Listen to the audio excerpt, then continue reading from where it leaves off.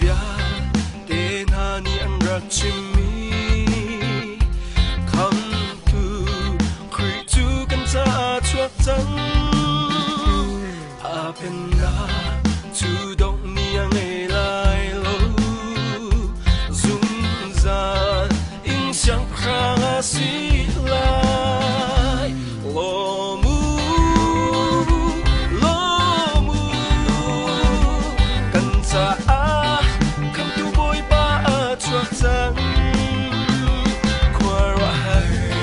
fin chim tu le zung za mi dai nak boy kan sa a chuak chang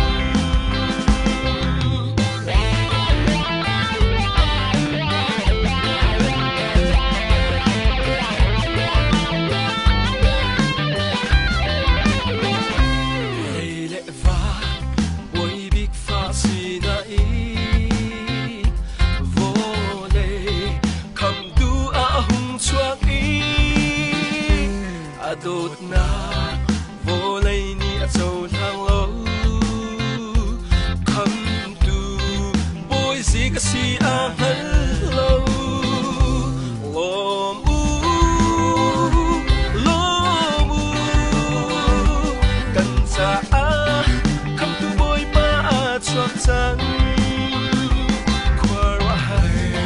phim chim tu le zung za